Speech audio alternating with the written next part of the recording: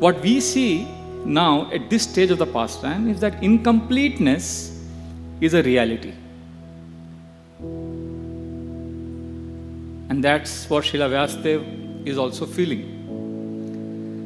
Like recently, our Honorable Prime Minister, he appointed new ministers and some new portfolios, and he changed the ministers in the government. So when I got the news, I was reflecting how last year, democracy, some of the most famous democracies in the world, Japan and United Kingdom, they have many ministries like India, Ministry of Finance, Ministry of Defense, Ministry of Education. But these two governments, Japan and United Kingdom, have officially appointed a minister for loneliness. I was amazed when I read. So they have officially a department, a ministry for loneliness. And the minister for loneliness, his job is to find out who all are lonely in the country and to help them.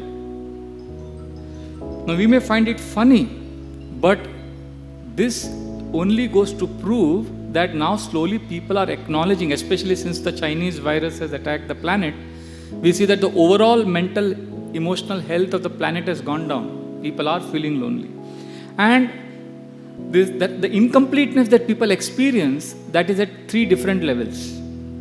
At first level, people feel incomplete because they are not able to do what they want to do, or they are not able to be what they want to be. Like I know one person who always wanted to be an actor in the Bollywood from childhood. He's got very good acting skills. But today he's a grandfather. He's become old man, and he says he did engineering because his parents forced him to. So he says, next life I will be born as a Bollywood actor. So that incompleteness is there. He says, I wanted to act, but my parents are from a very conservative family. I was never allowed to act in school plays, in college. So that one incompleteness because I couldn't do what I wanted to do. At second level, there are people who are able to do what they want to do, but still they feel lonely because of lack of deep relationships. Like Marilyn Monroe, she is considered as one of the greatest stars in the Hollywood. When she was a young girl, she wanted to be an actor, and she became one. And she was considered as the greatest sex symbol, very popular. And she said, I'm unhappy because I'm a sex symbol, and symbol means an object. People look at me with a desire to enjoy. I want love. So even she was incomplete, and she committed suicide.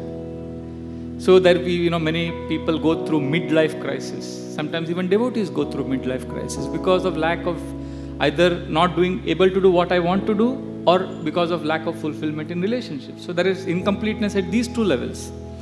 Now there is incompleteness at the third level, where people are able to do what they want to do. They also have deep, meaningful relationships. But yet, there is something that is lacking.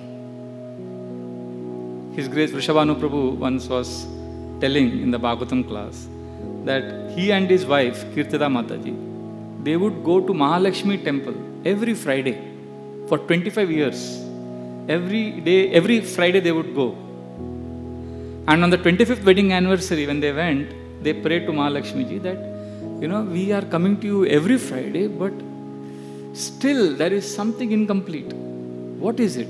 We have always asked you for so many things. But please, you now guide us what is best for us. And next day they were introduced to ISKCON, Krishna consciousness. And then their life became complete. So we are all Sat Chit Ananda, eternal, full of knowledge and full of bliss. And in this material world, it is incompatible. This is Asat. We are all looking for stability. Everybody wants stability. That is Sat. We want awareness. We want to know what's happening. We want clarity. And we also want unlimited happiness. But to combat this incompatible situation in this material world, where we feel incompleteness because of one of these three things, either we are not connected to Krishna, or we are also not happy doing what we are doing. So ultimately, we are all incomplete without Krishna, and that is the theme of this section of the Srimad Bhagavatam. So what we see here is Srila Vyasadeva is doing something very, very amazing. He is accepting that he is incomplete. So, one of the most powerful ways to combat the phenomenon of loneliness or incompleteness in our lives, which is the first step, is to embrace that pain. Of course, we want to take shelter of Krishna, but that shelter of Krishna is preceded by an acknowledgement and acceptance of our state. Without that, we will simply be in denial and we will drown ourselves in the plethora of distractions that are available in the modern times. Because when we feel incomplete, that is an opportunity for growth. That is the time for the caterpillar to break through the cocoon and become a butterfly. That is actually the defining moment in our lives, when we can come to terms with how I am incomplete, or how I am not aligned to my own self. But unfortunately, what we do is we live in denial, and we stimulate ourselves. We stimulate ourselves with a barrage of information, social media, and as a result of this, we delay our self-realization. We delay that awakening moment because we are unable to accept where we are. So the first principle of tackling this incompleteness is to accept. Acceptance is very, very important. His Grace Burijan Prabhu writes very beautifully in his Japa book that if we simply are attentive in our spiritual practices, if we listen to the holy name, one Mahamantra, that is the technique he offers. He says the result of attention in spiritual practice is not love of Krishna. We think if I am attentive in bhakti, I will get love of Krishna. He says, wait. You are attentive. Before you get love of Krishna, there is something that will happen.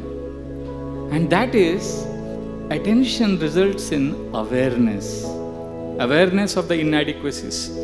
Awareness of our limitations. So awareness, he says like this, he says, the reward of sincerity is not love of Krishna. The reward of sincerity is humility. We come to terms with how far I am from Krishna. Right now I may say, I am fallen, Prabhuji, I don't have love for Krishna, I am so fallen. But if I am really attentive in spiritual practices, then I'll actually become aware how far I am from Krishna. He quotes C.S. Lewis, was a very famous author in England. He says, C.S. Lewis says that humiliation comes before humility. So we have to go through purification, we have to go through awareness. And awareness is a gift that because of our practices, because we are attentive in our spiritual practices. But although awareness is a gift, it is acceptance, which is a choice we have. Acceptance is my choice. But if I live in denial and if I can't make peace with my